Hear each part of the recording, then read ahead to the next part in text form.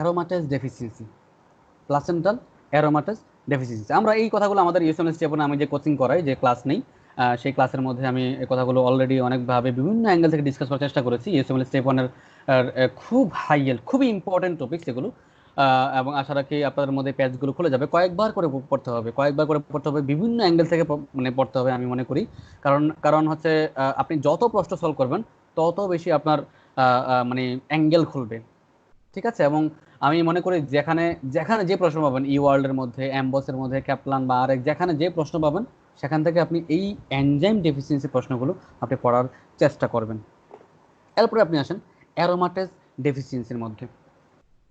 Aromatase aromatase deficiency, এখানে এই aromatase ডেফিসিয়েন্সির মধ্যে সহজ কথা হলো বাবা, মানে অ্যান্ড্রোজেন থেকে, আমরা অলরেডি বলেছি যে অ্যান্ড্রোজেন থেকে যখন ইস্ট্রোজেন হবে তখন অ্যারোমাটেজ এনজাইমের সাহায্যে হয়, অ্যারোমাটেজ এনজাইমের সাহায্যে ইস্ট্রোজেন হবে। তার মানে যদি অ্যারোমাটেজ এনজাইমটা না থাকে তাহলে ইস্ট্রোজেন তৈরি হবে না। তার মানে বেশি বেশি অ্যান্ড্রোজেন থাকবে, তাহলে বেশি বেশি অ্যান্ড্রোজেন ডিক্রিজ ইস্ট্রোজেন। ওকে, এখান থেকে আমরা আমাদের প্রিন্সিপালে বা আমাদের প্যাথোজেনেসে চলে আসতে পারবো।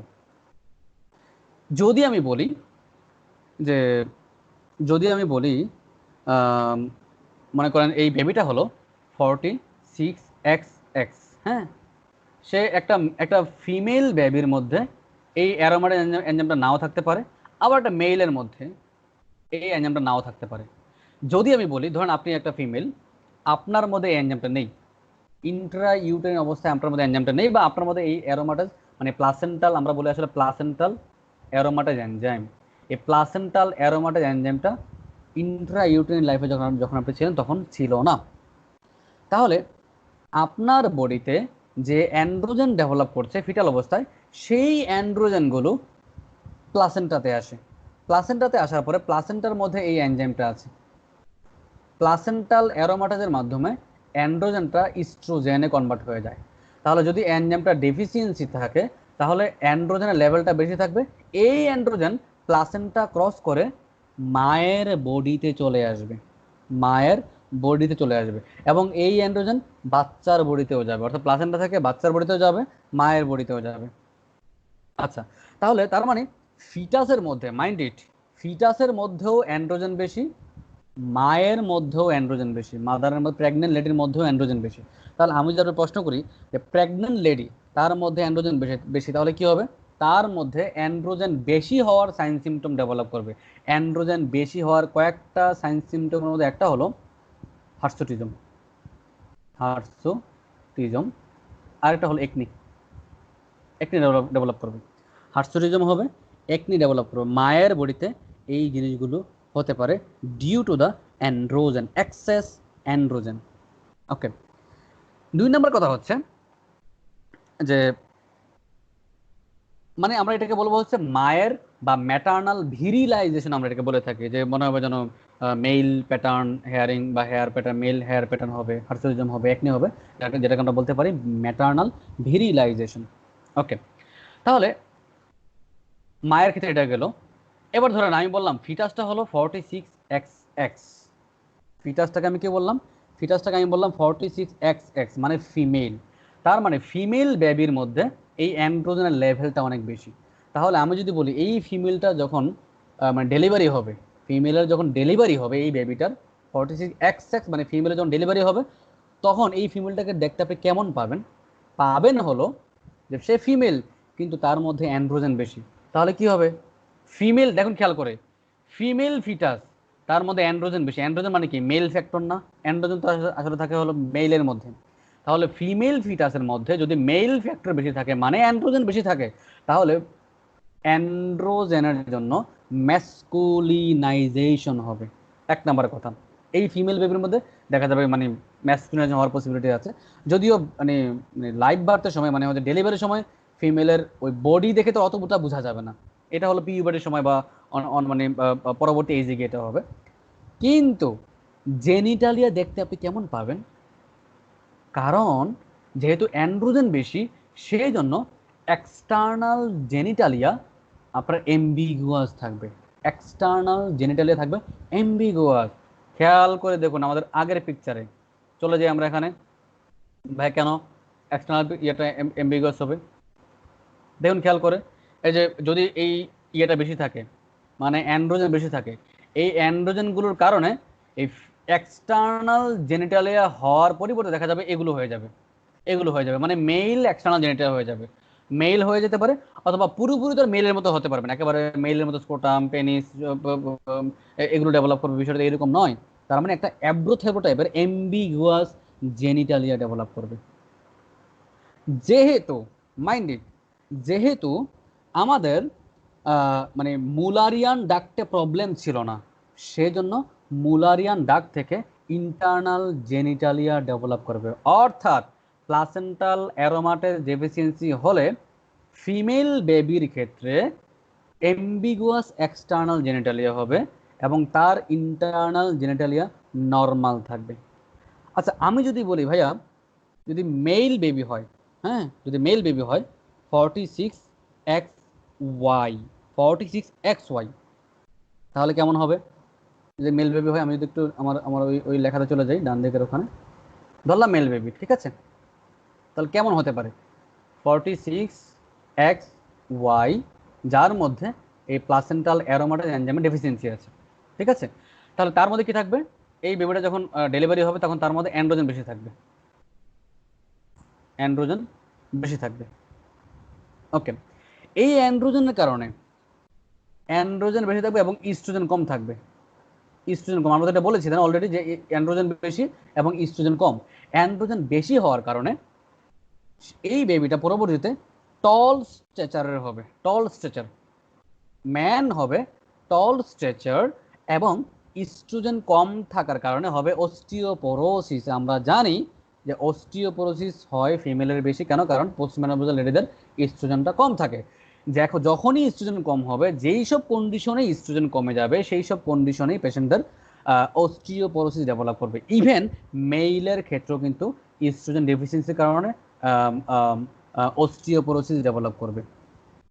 তাহলে ম্যানের ক্ষেত্রে হবে হচ্ছে টল স্ট্রেচার এবং হচ্ছে অস্টিওপোরোসিস, আর ফিমেল বেবির ক্ষেত্রে হবে হচ্ছে এমবিগুয়াস জেনিটালিয়া। আপনার মধ্যে প্রশ্ন হতে পারে, ভাইয়া মেইলের মধ্যে কেন এমবিগুয়াস জেনিটালিয়া হবে না? আমরা জানি মেইলে হচ্ছে অ্যান্ড্রোজেনের মাধ্যমে জেনিটালিয়া ডেভেলপ করবে, এক্সটার্নাল জেনিটালিয়া।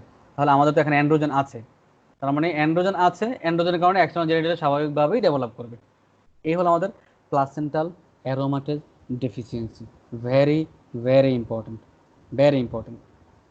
তারপর আমরা যেটা বলবো 5 আলফা রিডাক্টেজ ডেফিসিয়েন্সি। ভাই এটা কোন জায়গায়, এটা কি জিনিস? চলুন আমরা একটু আমাদের পিকচারে চলে যাই। 5 alpha reductase deficiency very very important. দেখুন খেয়াল করে, আমরা বলেছিলাম যে 5 আলফা রিডাক্টেজের মাধ্যমে, আমি যদি একটু অন্য কালার দিই, এই কালারটা, এই যে 5 আলফা রিডাক্টেজ, 5 আলফা রিডাক্টেজের মাধ্যমে টেস্টোস্টেরন থেকে ডাইহাইড্রো টেস্টোস্টেরন ডেভেলপ করে, ডাইহাইড্রো টেস্টোস্টেরন ডেভেলপ করে টেস্টোস্টেরন থেকে। তাহলে যদি এই এনজাইমটা না থাকে, খেয়াল করে দেখুন এনজাইমটা নেই, তাহলে কি আছে? টেস্টোস্টেরন আছে। তাহলে এই টেস্টোস্টেরন মাধ্যমে মেইলের ইন্টারনাল জেনিটালিয়া ডেভেলপ করবে, ইন্টারনাল জেনিটালিয়া ডেভেলপ করবে। যেহেতু ডাইহাইড্রো টেস্টোস্টেরন ছিল না বা নেই, তার মানে মেইলের 46XY কথা কিন্তু আমি বলছি, তাহলে মেইলের এক্সটার্নাল জেনিটালিয়া থাকবে না। তাহলে আমি কি বলতে পারি? আমি বলতে পারি হচ্ছে মেইল ইন্টারনাল জেনিটালিয়া কি থাকবে? Present. Mail external genitalia will be absent, অথবা অ্যাবসেন্ট না বলে আমরা বলবো এমবিগুয়াস, এমবিগুয়াস হবে, ঠিক আছে।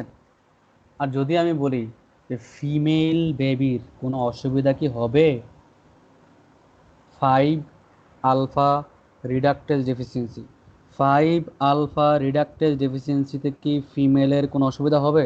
কেন হবে ভাই? কারণ আমার এই ফিমেল সেট তো ঠিক আছে, এখানে কোনো অসুবিধা নেই, এখানে 5 আলফা রিডাক্টেজ কোনো প্রয়োজনই নেই, তার মানে ফিমেলের কোনো প্রবলেম হবে না। মেলের ক্ষেত্রে আমাদের এই এক্সটার্নাল জেনিটালিয়া থাকবে না। এই বেবিটা যখন পিউবার্টিতে যাবে, মাইন্ড ইট, পিউবার্টিতে যখন যাবে তখন এক্সেস অ্যামাউন্টে টেস্টোস্টেরন তৈরি হয়, আপনি জানেন। এই টেস্টোস্টেরন তখন ডাইহাইড্রোটেস্টোস্টেরনের কাজটা করতে পারে। আমি কি বোঝাতে পারলাম? টেস্টোস্টেরনটা ডাইহাইড্রোটেস্টোস্টেরনের কাজটা করতে পারে, এবং কিছু পরিমাণ টেস্টোস্টেরন ডাইহাইড্রো টেস্টোস্টেরনে কনভার্ট হতে পারে অ্যাট দ্য টাইম অফ পিবার্টি। এই টেস্টোস্টেরনের কারণে পিবার্টির সময় দেখা যায় তার ম্যাসকুলিনাইজেশন ডেভেলপ করে, প্লাস হলো তার এই জেনেটালিয়া ডেভেলপমেন্টটাও নর্মাল হতে পারে। তারা বলবে কি যে পিবার্টির সময়, মানে কথাটা বলা হয় যে আনটিল পিবার্টি এমবিগুয়াস জেনেটালিয়া থাকে আনটিল পিবার্টি। কেন আনটিল পিবার্টি? কারণ পিবার্টির সময় টেস্টোস্টেরন তৈরি হয়, এই টেস্টোস্টেরন ডাইহাইড্রো টেস্টোস্টেরনের কাজটা কিছুটা বা অনেকটুকুই করতে পারে বা কাজটা চালিয়ে যেতে পারে। আমি যদি প্রশ্ন করি এই পেশেন্টের টেস্টিস কি থাকবে নর্মালি?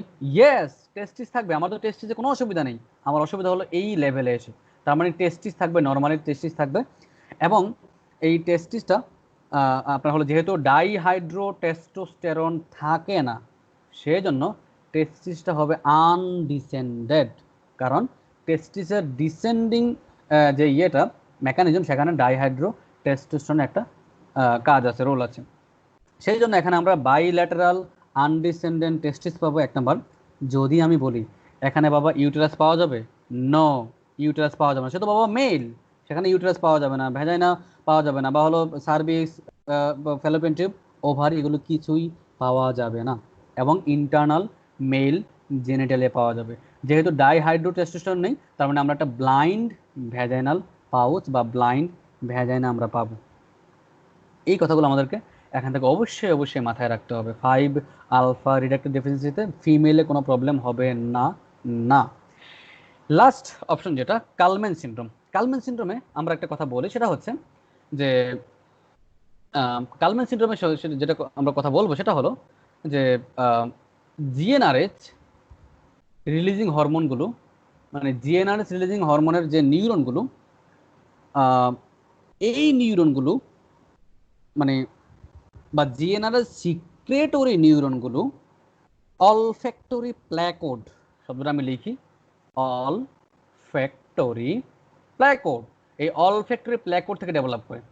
তারা অলফ্যাক্টরি প্ল্যাকোড থেকে তারা হলো কয়েকটা প্রোটিনের মাধ্যমে, যেমন ধরেন হচ্ছে মানে ক্যাল ওয়ান জিন, বা হচ্ছে fibro F G F R 1 জিন, এইসব জিন থেকে যেসব প্রোটিন তৈরি হয়, সেই প্রোটিনগুলো এই অলফ্যাক্টরি প্ল্যাকোড থেকে জিএনআরএস সিক্রেটরি নিউরনগুলোকে হাইপোথ্যালামাসের মধ্যে নিয়ে যায়, হাইপোথ্যালামাসের মধ্যে নিয়ে যায়। ইউজুয়ালি বা normally olfactory placode lies situated outside the CNS, সেখান থেকে টান দিয়ে এইসব প্রোটিনগুলো হাইপোথ্যালামাসে নিয়ে যায়। যদি আমি বলি এইসব জিনগুলো মিউটেটেড, তার মানে অলফ্যাক্টরি প্ল্যাকোড থেকে এই নিউরনগুলো হাইপোথ্যালামাসে যাবে না, তার মানে এই নিউরনগুলো ঠিকমতো কাজ করতে পারবে না। 1 নাম্বার, অলফ্যাক্টরি প্ল্যাকোড থেকে আপনি জানেন যে আমাদের অলফ্যাক্টরি নার্ভ বা যে অ্যানোজমিয়ার যে ইয়েগুলো,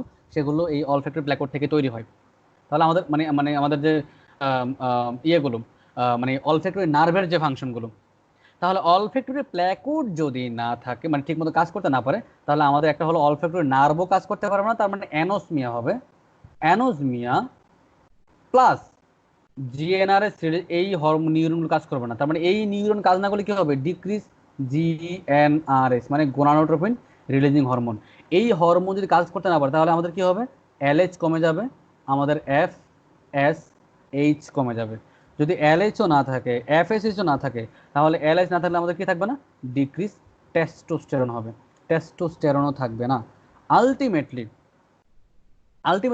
তারপরে যদি মানে মেল বেবি হয়, তাহলে আমরা বলবো টেস্টোস্টেরন, ফিমেলের মধ্যে থাকবে ইস্ট্রোজেন থাকবে না।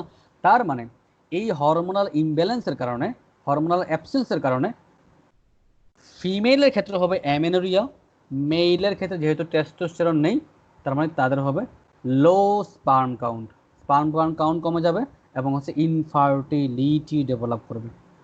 যেহেতু অ্যান্ড্রোজেন নেই, মানে টেস্টোস্টেরন নেই, এইসব হরমোন নেই, সেই জন্য বডি হেয়ার ডেভেলপ করবে না, এবং ইস্ট্রোজেন নেই, তার মানে ব্রেস্ট ডেভেলপমেন্টও ঠিকমতো হবে না। তাহলে ক্যালম্যান সিনড্রোমে যদি আমি এক কথায় বলি ভাই, এক কথা কি, জিএনআরএস রিলিজিং নিউরনগুলোর মানে failure of the movement of GnRH releasing neuron from the olfactory placode to the hypothalamus. That's why there is decrease GNRS, decrease FSH, decrease LH, decrease testosterone, decrease estrogen, and ultimately infertility develop করবে। তাহলে এই পয়েন্টগুলো আমাদেরকে এখান থেকে মাথায় রাখতে হবে। লাস্ট বাট নট লিস্ট কথা বলে আমি আমার আজকে ক্লাস শেষ করব।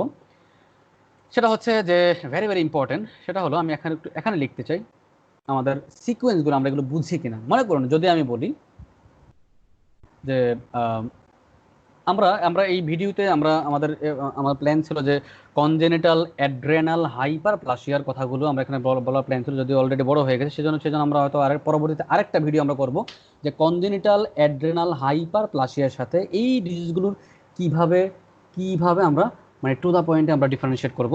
এই জিনিসগুলো আমাদেরকে জানতে হবে, কারণ কনজেনিটাল অ্যাড্রেনাল হাইপারপ্লাসিয়াতেও ওখানে আমাদের এই সেক্সুয়াল প্রিকোশিয়াস পিউবার্টি বা এমবিগুয়াস জেনিটালিয়া কথাবার্তাগুলো ওখানে আছে, এবং ওখান থেকেও আমাদের প্যাচ লাগার পসিবিলিটি থাকে। তো আপনারা যারা মানে এই ভিডিও যারা দেখবেন তারা হচ্ছে এখানে যদি প্রয়োজন মনে করেন, যদি আপনাদের হেল্প হয় তাহলে সাবস্ক্রাইব করে রাখবেন। আমরা ইনশাআল্লাহ পরবর্তীতে আমরা কনজেনিটাল অ্যাড্রেনাল হাইপারপ্লাসিয়া থেকে এই এনজাইমগুলোর কীভাবে ডিফারেন্সিয়েট করবো সেগুলো আমরা দেখব। এবং ইউএসএমএল স্টেপ 1-এর আমাদের ক্লাসগুলোতে আমি চেষ্টা করি এই ডিজিজগুলোকে খুব ভালোভাবে পড়িয়ে দেওয়ার জন্য আমি চেষ্টা করেছি। চলুন আমরা কয়েকটা পয়েন্ট আমরা দেখি। টেস্টোস্টেরন যদি আমি বলি, একটা টেস্টো, একটা হলো এলএইচ। আমি বললাম যে টেস্টোস্টেরনও কম, এলএইচ কম। খেয়াল করে দেখুন, টেস্টিস এটা হলো অ্যাড্রেনাল গ্ল্যান্ড। আপনি জানেন এখান থেকে টেস্টোস্টেরন রিলিজ হয়ে সে যাবে আবার হচ্ছে পিটিউটারি গ্ল্যান্ডে, সেখান থেকে রিলিজ হবে হলো এলএইচ। যদি টেস্টো কম থাকে তাহলে এলএইচ রিলিজটা বেশি হবে, যদি টেস্টো বেশি থাকে এলএইচ রিলিজটা কম হবে, এটাই তো আমরা জানি নর্মাল। এখন দেখলাম টেস্টোও কম, এলএইচও কম, তার মানে কি? মানে প্রবলেম হলো এই পিটিউটারি গ্ল্যান্ডের মধ্যে প্রবলেম, পিটিউটারি ফেইলিওর। সেই জন্য এলএইচ রিলিজটাও কম হলো, এবং এলএইচ এর কারণে টেস্টোস্টেরনের রিলিজটাও কমে গেল। তো টেস্টোস্টেরন রিলিজ কমে যাওয়ার কারণে আমরা জানি পিটিউটারি থেকে এলএইচ রিলিজ হওয়ার কথা, কিন্তু প্রবলেম যদি পিটিউটারির মধ্যেই হয় তাহলে তো বাবা ফিডব্যাক আর কাজই করবে না। তার মানে যদি আমি দেখি টেস্টো কম, এলএইচ কম, প্রবলেমটা কোথায়? প্রবলেমটা হলো পিটিউটারি ফেইলিওর। ওকে, 2 নাম্বার যদি আমি বলি, তাহলে প্রবলেমটা আমি বললাম হলো পিটুইটারি ফেইলিওর। 2 নাম্বার যদি আমি বলি যে টেস্টো বেশি, এলএইচও বেশি। খেয়াল করে দেখেন, টেস্টো বেশি, এলএইচও বেশি, দুইটাই বেশি। তাহলে কি হতে পারে? আমরা কোন সিনড্রোমে একটু আগে পড়েছিলাম, সেটা হচ্ছে অ্যান্ড্রোজেন ইনসেনসিটিভিটি সিনড্রোমে আমরা পড়েছি, দুইটাই বেশি থাকে, অ্যান্ড্রোজেন ইনসেনসিটিভিটি সিনড্রোম। তারপরে যদি আমি বলি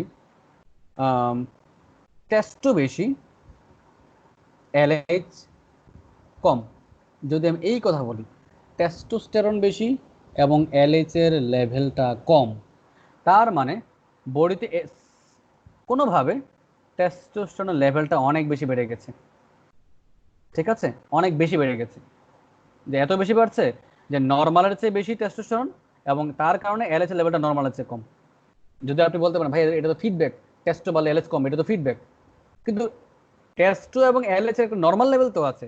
যদি আপনি টেস্টোর পরিমাণ এত বেশি হয় যে এলএইচটা অনেক বেশি কমে গেল, তাহলে কেন ভাইয়া? হয় আপনি এক্সোজেনাসলি আপনি স্টেরয়েড নিয়েছেন, টেস্টোস্টেরন নিয়েছেন, যার কারণে এলএইচ কমে গেছে, অথবা testosterone secreting or testosterone producing tumour আছে, সেই জন্য অনেক বেশি টেস্টোস্টেরন, সেই জন্য অনেক বেশি এলএইচ কমে গেছে। তার মানে এটা কি হতে পারে? দুইটা, একটা হলো টেস্টো সিক্রেটিং টিউমার, অথবা এক্সোজেনাস স্টেরয়েড। লাস্ট যে পয়েন্ট আমি বলবো সেটা হচ্ছে টেস্টো কমে গেল বাট এলএইচটা বেড়ে গেল, টেস্টো কম বাট এলএইচটা বেশি, তাহলে কি হতে পারে? হতে পারে আপনার এই গোনাডের মধ্যে প্রবলেম, গোনাডের মধ্যেই প্রবলেম। যতই এলএইচ বাড়ুক কোনো কাজ হবে না, কারণ গোনাড নিজেই প্রবলেমের মধ্যে আছে। তার মানে টেস্টো কম এবং এলএইচ বেশি বাড়তে এমন অবস্থা, এলএইচ বাড়তে এমন অবস্থা, তারপরেও টেস্টও বাড়তেছে না। তার মানে কি? তার মানে আমাদের এই গোনাডের মধ্যে প্রবলেম। তার মানে এটা কি ইন্ডিকেট করবে? ইন্ডিকেট করবে হলো গোনাডাল ফেইলিওর, গোনাডাল ফেইলিওর। এবং আমরা আমাদের এন্ডোক্রাইনের নলেজ থেকে আমরা জানি যে গোনাডাল ফেইলিওরগুলোকে বা গ্ল্যান্ডুলার ফেইলিওরগুলোকে আমরা বলি প্রাইমারি প্রবলেম, আর অন্য কারণে যদি প্রবলেম হয় সেটাকে আমরা বলি সেকেন্ডারি প্রবলেম। তার মানে পিটুইটারির কারণে যে প্রবলেমটা হলো সেটাকে আমরা বলবো সেকেন্ডারি, আর এটাকে আমরা বলবো হচ্ছে প্রাইমারি প্রবলেম। এই হচ্ছে আমাদের মানে one of the most most high health টপিকসগুলো। এবং সবাইকে নলেজ এবং কনসেপ্টের, সবাই যেন নলেজ এবং কনসেপ্টের মধ্যে থাকে, আমরা সেই চেষ্টা করব। এবং সামনে আরও কিছু ভিডিও যেগুলো কঠিন টপিকস, আমি চেষ্টা করি যে কঠিন টপিক্সের ভিডিওগুলো দেওয়ার জন্য, যেন আমাদের যারা ইউএস স্টেপ 1 অ্যাপ্লিকেন্টস বা যারা ইউএস স্টেপ 1 দিবে তাদের জন্য যেন কিছুটা হলেও হেল্প হয়, এবং এমবিবিএস লেভেল এফসিবিএস যারা পরীক্ষা দিবে ওদের জন্য যেন কিছুটা হেল্প হয়। আমার যদি প্রয়োজন মনে করেন তাহলে আমার ইউটিউব চ্যানেলে সাবস্ক্রাইব করে রাখবেন, এবং ফেসবুকেও আমি বিভিন্ন মাঝে মাঝে অনেক পোস্ট দিয়ে থাকি, সেগুলো হয়তো আপনাদের জন্য কিছুটা হলেও হেল্প হতে পারে। সবাইকে এই বলেই আজকের মতো এখান থেকে বিদায় নিচ্ছি। যদি কোনো প্রশ্ন থাকে, যদি কোনো মানে মনে হয় যে ভাইয়া এই জিনিসটা বুঝতে পারছি না, বা আপনার কথার সাথে তো মিলছে না, যদি এইরকম মনে হয় যে বই একরকম বা আপনার এখান থেকে আমি একটা অন্যরকম পাচ্ছি, যদি এমন মনে হয় তাহলে অবশ্যই অবশ্যই ভিডিওর নিচে কমেন্ট করে জানাবেন যে ভাইয়া এটা আমি বুঝতে পারছি না, আমি আমার সাধ্য মতো চেষ্টা করবো রিপ্লাই দেওয়ার জন্য। সবাইকে এই বলে আজকের মতো এখানেই বিদায় নিচ্ছি।